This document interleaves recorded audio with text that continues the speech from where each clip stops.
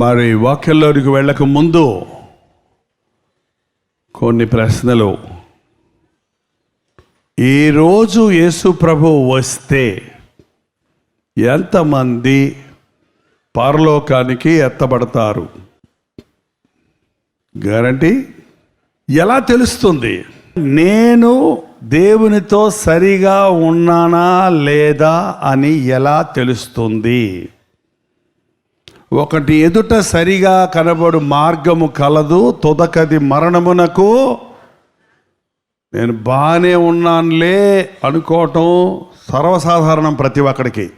కానీ నిజంగా నేను రక్షించబడ్డాను, నా మనస్సాక్షిని కాపాడుకున్నాను, ప్రభు సన్నిధిలో నేను నిర్మలుడుగా, యథార్థపరుడుగా, నిర్దోషిగా ఉన్నాను అన్నది నీకు ఎలాగో రూఢి పరచబడుతుంది?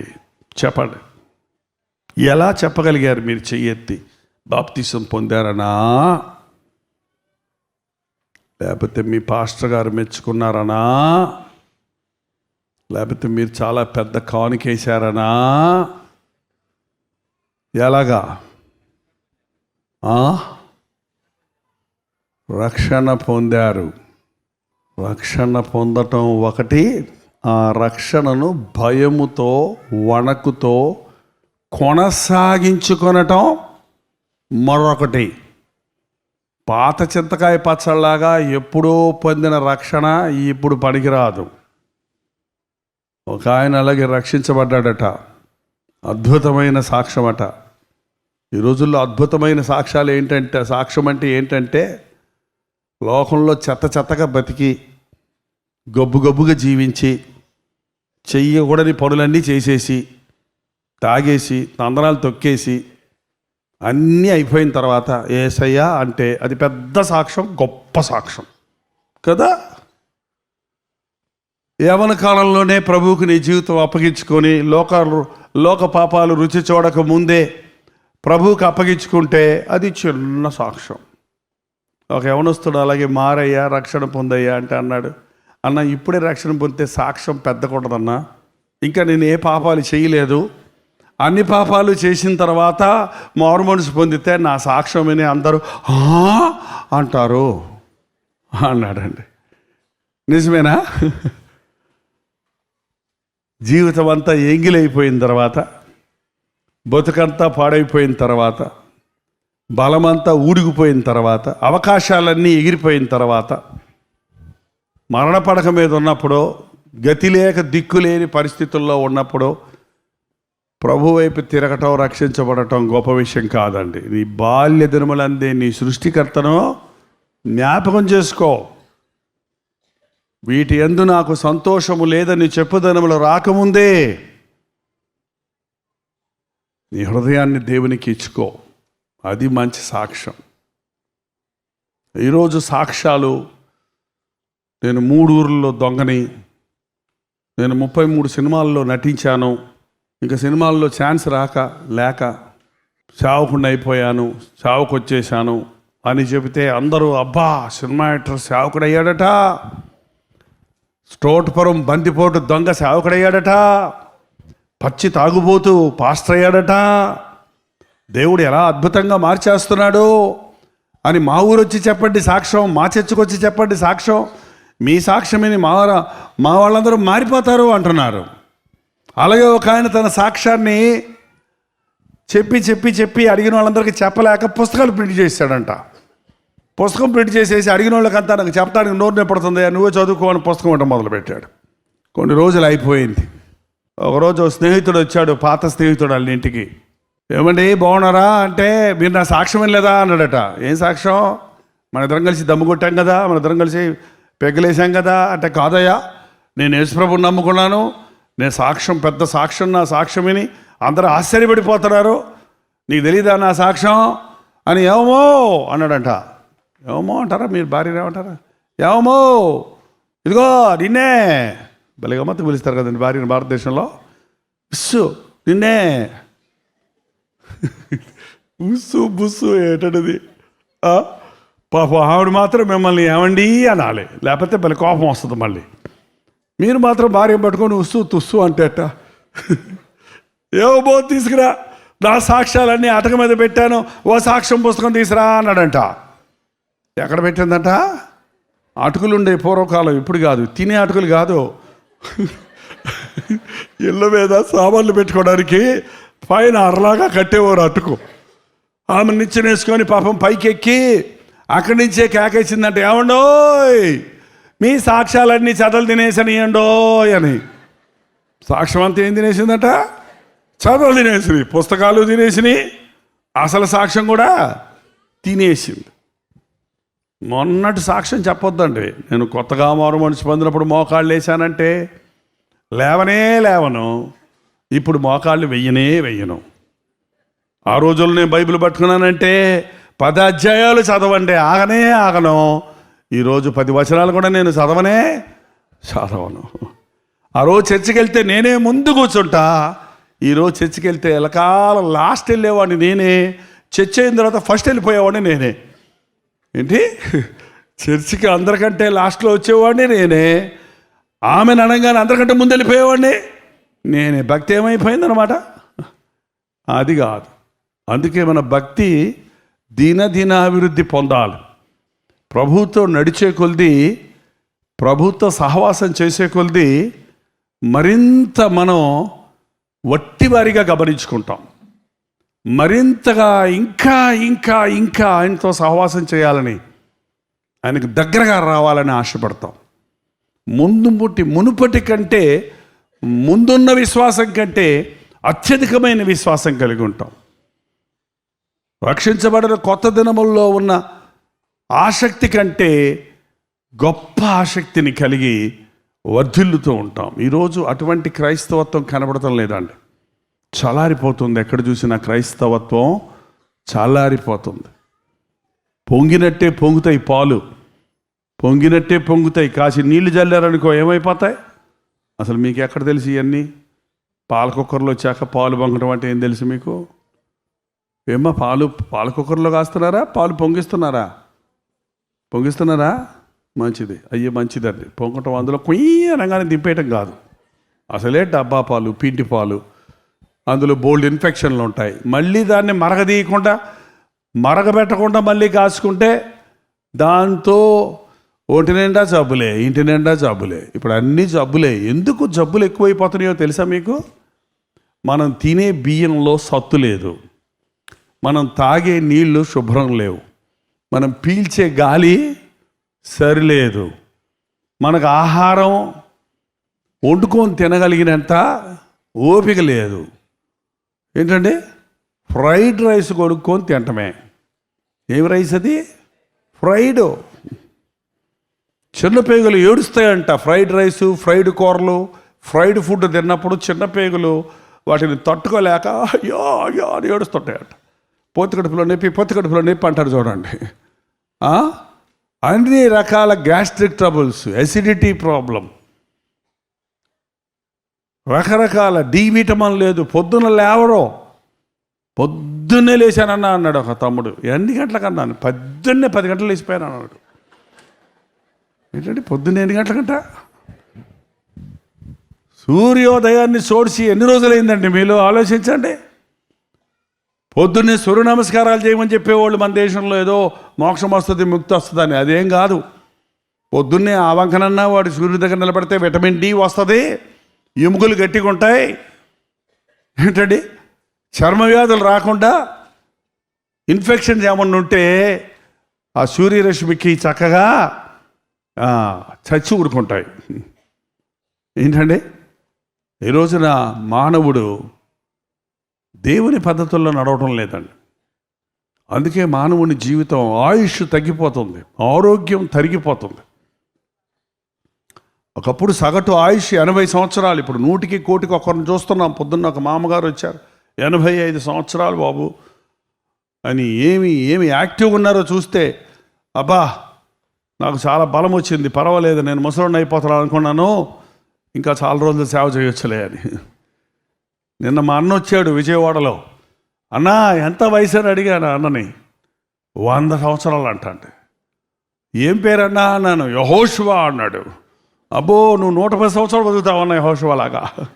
ఈ రోజుల్లో 30 ఏళ్ళకే నడువంగిపోతుంది, 40 ఏళ్ళకే ఎన్నెముక పోటు, గ్యాస్ట్రిక్ ట్రబుల్, హెడ్ఏక్లు, కళ్ళజోళ్ళు. ఏంటండి? ఓపిక లేదు. దేవుడు చెప్పిన మాట ప్రకారం బ్రతికితే, తిండి విషయంలో ఒక మనిషి జాగ్రత్తగా ఉంటే సగం ఆరోగ్యం ఉన్నట్టేనండి నీకు. తినొద్దన్నది తిన్నారండి. ఆదాము వాళ్ళు చేసిన పాపం ఏంటి? తినొద్దు అన్నది తిన్నారు. ఈ రోజు కూడా అదే, తినమన్నది తినరు, తినొద్దన్నది తింటారు. వద్దురా అంటే తింటారు. మజ్జిగ తాగరా అంటే చెయ్యి దొరక. పురుగుల మందు ఉంది నాకు. ఏంటా పురుగుల మందు? కోకోకోలా, తంపు సప్పు, ఏంటండి అవి కావాలి. మజ్జిగ తాగరు, కాఫీలు, టీలు, కొండలో నీళ్ళు తాగరా నాయన అంటే ప్లాస్టిక్ డబ్బాల్లో నీళ్ళు. ఆ ప్లాస్టిక్లో నుంచి వచ్చిందే క్యాన్సర్ వస్తుందంట. ఎంతమంది క్యాన్సర్ అండి. మా చెన్నైలో మా చర్చ్ వెనకాల క్యాన్సర్ ఇన్స్టిట్యూట్ ఉంది. మా చర్చి నుండి కొంతమంది యవనస్తులు వెళ్ళి అక్కడ ఆ పేషెంట్స్కి ప్రతి ఆదివారం వారిని అందరినీ సమకూర్చి వారిని ఆదరించి వాళ్ళతో పర్సనల్గా ప్రార్థన చేసి వాళ్ళకి ఏదన్నా పంచడానికి ప్రయత్నిస్తున్నాం. Blood cancer, throat cancer, tongue cancer, lung cancer, kidney cancer, liver cancer, bone cancer. చక్కటి యవనస్తులు, 20 ఏళ్ళు 30 ఏళ్ళు ఉన్న యవనస్తులు, మంచి చక్కటి పిల్లలు, అందమైన పిల్లలు, 5 ఏళ్ళు 6 ఏళ్ళు ఉన్న పిల్లలు. వృద్ధుల కంటే యవనస్తులకి పిల్లలకే ఎక్కువ క్యాన్సర్లు వస్తుంటే నాకు ఆశ్చర్యమేస్తుంది. ఎందుకు? దేవుని ఆజ్ఞను శిరసావహిస్తాం లేదు. నీ శరీరంలో సత్తువు కావాలంటే, నీ ఎముకలకు సత్తువు కావాలంటే దేవుని మాట వినాలి. మనుషుడు రొట్టె వలన మాత్రము కాదు, దేవుని నోటి నుండి వచ్చు ప్రతి మాట వలన జీవిస్తాడు. మన జీవితాలలో మనం ఎలా ఉన్నాము అని ఏ నాటి కానాడు, నేను ఎప్పుడో రక్షించబడ్డాను, ఒకప్పుడు బైబిల్ చదివాను, ఒకప్పుడు ప్రార్థన చేశాను, ఒకప్పుడు సేవ చేశాను, ఒకప్పుడు నేను విశ్వాసిగా ఉన్నాను, ఒకప్పుడు నేను మంచి రోషం కలిగిన దైవజనుడిగా ఉన్నానని చెప్పేది కుదరదండి. ఈరోజు ఎలా ఉన్నావు? ఏంటండి? ఈరోజు నీవు ఎలాగున్నావన్నది చాలా ప్రాముఖ్యం. అది ఎలా తెలుస్తుంది? ఎంతమంది మీరు పొద్దున్నే లేచి ముఖం అద్దంలో చూసుకుంటారో చేయి చూపించండి. పొద్దున్న లేకపోతే పోన్లేండి, అద్దంలో చూసుకుంటారో చేయి చూపించండి. పోనీ బయటికి వెళ్ళేటప్పుడన్నా అద్దంలో చూసుకుంటారో చేయి చూపించండి. చూపించిన వాళ్ళందరూ అబద్ధికులే తప్ప అద్దం లేని వాళ్ళు కాదు. అద్దం లేని ఇల్లుందా? బైబిల్లో ఇల్లులు చాలా ఉంటాయి కానీ అద్దాలు లేని ఇల్లులు అబ్బే. ఇప్పుడు ఇంటి నిండా అద్దాలు. ఇంతకుముందు ఒక్క అద్దం ఉండేది. మా పెద్దమ్మ గారి ఇంట్లో నేను కాపవరం అనే గ్రామం వెళ్ళినప్పుడు అద్దం ఎక్కడ దొరక్కల. అద్దం ఏది పెద్దమ్మ అంటే గోడకుందిరా అంది. ఏంటి గోడకుంటమేంటని వెళ్తే గోడలో చిన్న ఇంత మొక్క అద్దం మొక్క పెట్టి పేడేసి అలికేశారు. ఇంకా అక్కడికి వెళ్ళి చూసుకోవాలి. ఇప్పుడు అట్ట కాదు కదా, నిలువుటద్దాలు, ఇంటి నిండా అద్దాలు, ఊరు నిండా అద్దాలు. షాపింగ్స్కి వెళ్తే ఇంకా కొంతమంది షాపింగ్ కొనుక్కోవడానికి వెళ్ళరంట, అద్దాల్లో చూసుకోవడానికి వెళ్తారంట. పెద్ద పెద్ద అద్దాలను పెట్టుకుంటే ఎంత పొడుగున్నానో, ఎంత బాగున్నానో, ఎన్ని లైట్లు పడుతుంటాయి అక్కడని.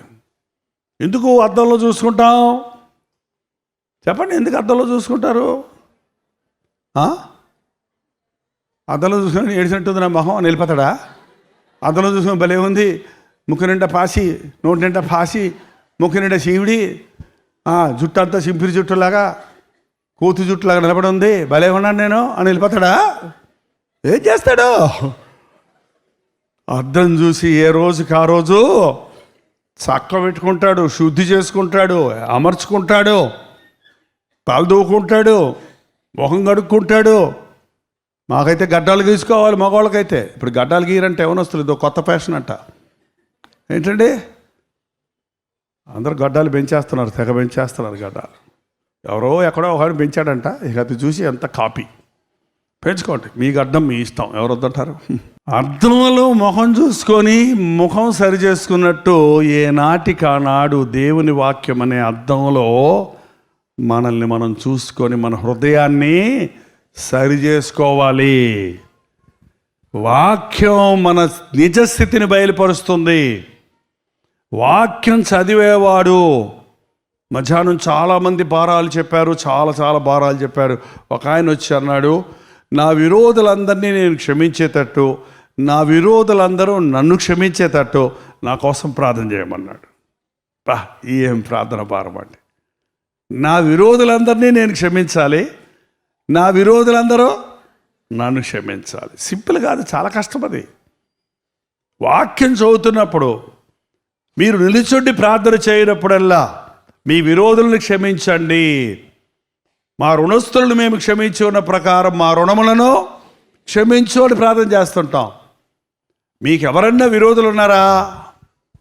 ఇష్టం లేని వాళ్ళు ఉన్నారా? విరోధులు అంటే మాకెవరు విరోధులు లేరంటారే కానీ ఇష్టం లేని వాళ్ళు ఉన్నారా? మీకు ఆయాసం కలుగు చేసేవాళ్ళు ఉన్నారా? మీరెవరిని తిట్టలేదు, మిమ్మల్ని తిట్టిన వాళ్ళు ఉన్నారా? మీరెవరిని మోసగించలేదు, మిమ్మల్ని మోసం చేసిన వాళ్ళు ఉన్నారా? మీరెవరిని బాధ పెట్టలేదు, మిమ్మల్ని బాధ పెట్టిన వాళ్ళు ఉన్నారా? వాళ్ళని తలంచుకుంటున్నప్పుడు మీరు ఎంత ఆనందంగా ఉంటారు. నిన్ను తిట్టిన వాళ్ళ గురించి ఆలోచించుకుంటా కూర్చో, నీ గుండె నిండా స్తూతుంటుందా?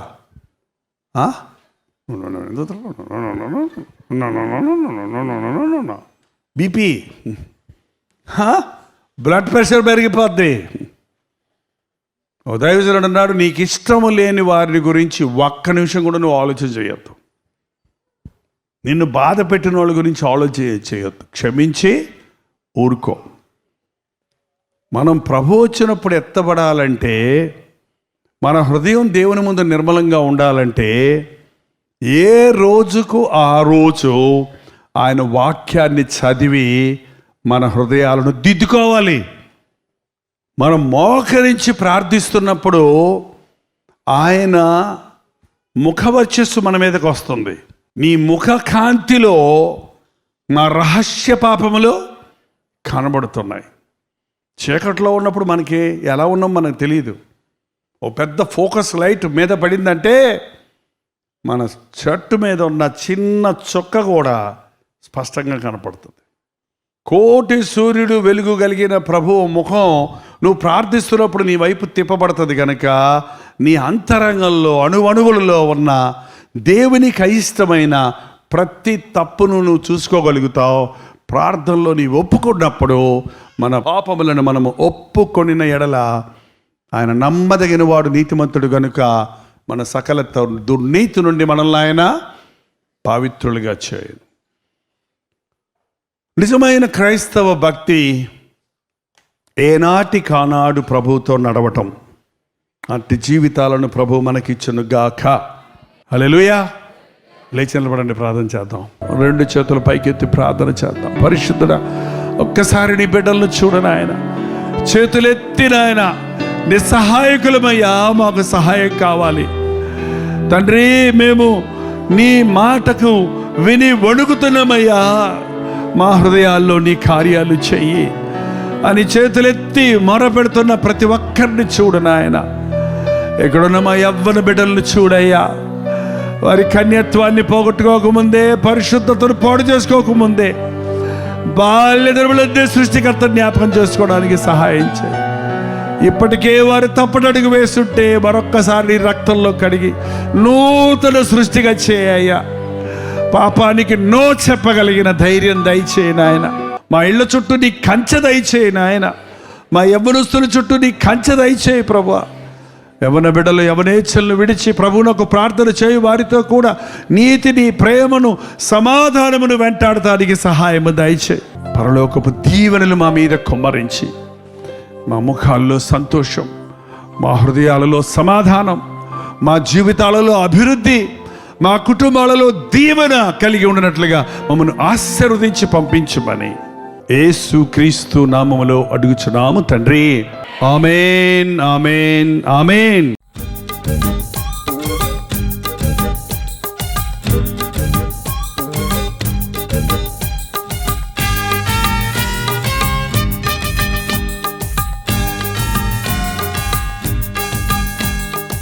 హల్లెలూయా. దోహా పరిసర ప్రాంతాల్లో ఉన్న వారికి శుభవార్త. ప్రభుత్వమైతే ఈ నెల నవంబర్ నెల 26, 27 తారీఖుల్లో 2 దినములు ప్రత్యేకమైన సువార్త కూడికలను ఖతర్ దేశంలో ఉన్న దోహాలో ఏర్పాటు చేస్తున్నాం. అక్కడ ఉన్నటువంటి దైవజనులు ఈ మీటింగులు ఏర్పాటు చేయడం జరుగుతుంది. మిమ్మల్ని అందరినీ ఈ మీటింగులకు ప్రేమతో ఆహ్వానిస్తున్నాం. దోహా పరిసర ప్రాంతాల్లో ఉన్న వారందరూ మిమ్మల్ని ముఖాముఖిగా చూడడానికి, మీకోసం వ్యక్తిగతంగా ప్రార్థించడానికి చెన్నై నుంచి మేము దోహా వస్తున్నాం. అనుదిన ధ్యానం ద్వారా దేవుని వాక్యాన్ని వింటూ మేలు పొందుతున్న మీరు రండి. మనందరం కలిసి ప్రభువును ఆరాధిద్దాం, గొప్ప ఉద్యమాన్ని చూద్దాం. గుర్తుపెట్టుకోండి, నవంబర్ 26వ తారీఖు 7 గంటల నుండి 10 గంటల వరకు, అలాగే నవంబర్ 27వ తారీఖు 7 గంటల నుంచి 10 గంటల వరకు ఒకే స్థలంలో ఈ 2 దినాల మీటింగులు జరుగుతున్నాయి. రండి. చిరునామా గమనించండి. Cana hall, religious complex, Anglican centre, Abu Hamour, Doha. ఈ విషయం మీకు ఇంకా వివరాలు కావాలంటే క్రింద ఇవ్వబడినటువంటి ఫోన్ నెంబర్స్కు మీరు వాట్సాప్ ద్వారా కాంటాక్ట్ చేయండి, లేక ఫోన్ చేసి వివరాలు తెలుసుకోండి. రండి. ప్రతి అనారోగ్యం నుండి విడిపించబడినట్లు, ప్రతి బాధ నుండి, శ్రమ నుండి తప్పించబడినట్లు, ప్రభు తన గాయపడే హస్తముతో మనల్ని ముట్టి ఉజ్జీవించినట్లు దేవుని అద్భుత కార్యాలను అనుభవిద్దాం. రండి, పాల్గొనండి, దైవాశీస్సులు పొందండి.